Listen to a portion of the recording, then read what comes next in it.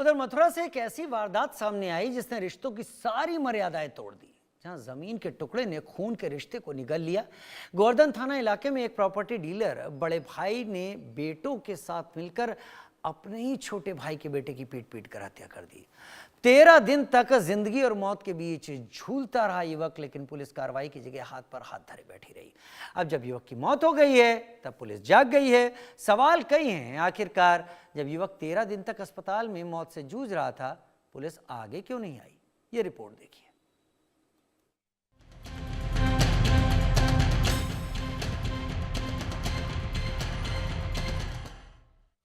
खून के रिश्ते बिक गए, कानून बस देखता रह गया। 13 दिन तक मरता रहा बेटा, पुलिस देखती रही खामोश। गांव में सन्नाटा पसरा, लोगों के दिलों में गुस्सा।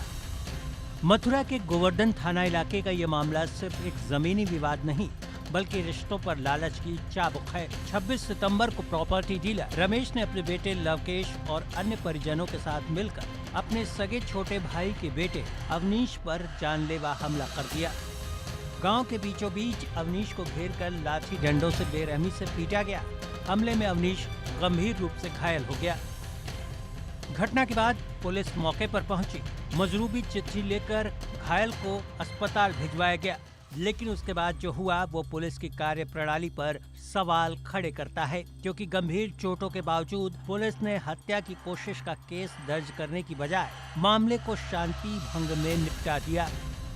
आरोपियों को थाना बुलाकर शांति भंग में चालान कर दिया गया, यानी जो मामला खून खराबे तक पहुंच चुका था वो कागजों में बस हल्की कहासुनी में तब्दील हो गया।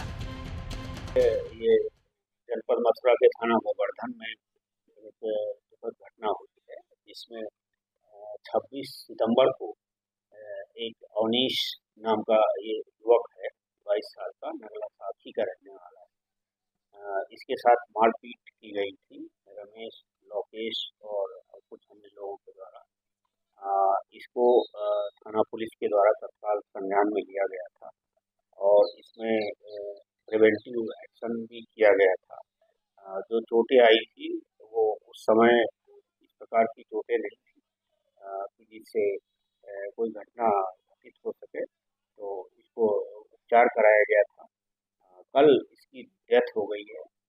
इसको सुसंगत धाराओं में भी संज्ञान ले लिया गया है, मुकदमा पंजीकृत कर लिया गया है और जो लोग भी इसमें दोषी होंगे उनके विरुद्ध कार्रवाई की जाएगी।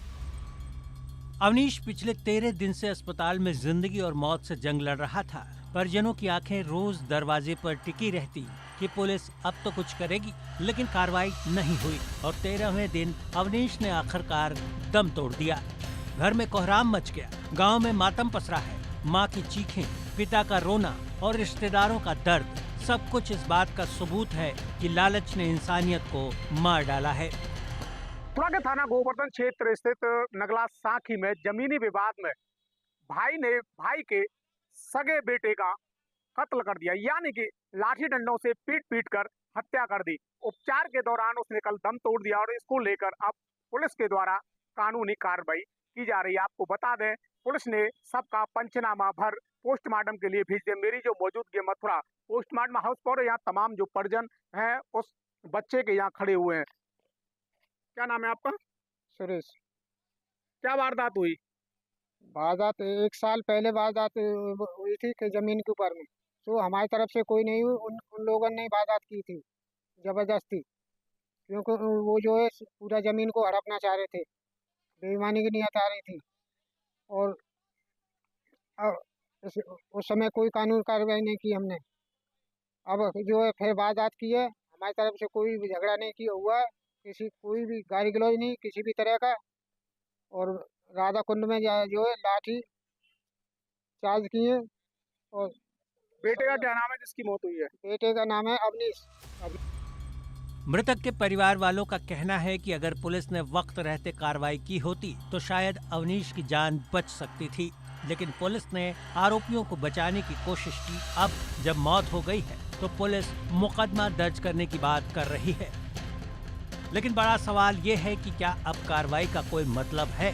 क्या पुलिस की लापरवाही ने एक जिंदगी की कीमत नहीं समझी? अगर उसी वक्त एफआईआर दर्ज कर जांच की जाती तो क्या आज अवनीश जिंदा नहीं होता? इतना ही नहीं, गोवर्धन थाना क्षेत्र में पुलिस की भूमिका पर सवाल उठ रहे हैं, क्योंकि जिन कानून का पहरा होना चाहिए वो खुद आरोपों के घेरे में है। मथुरा की वारदात एक सवाल छोड़ती है कि आखिर कब तक जमीनी लालच इंसानियत को कुचलता रहेगा? कब तक पुलिस की नींद किसी जान की कीमत बनेगी? और कब तक भाई जैसे शब्द खून से लथपथ होते रहेंगे? इंडिया न्यूज के लिए मथुरा से वीर नारायण की रिपोर्ट।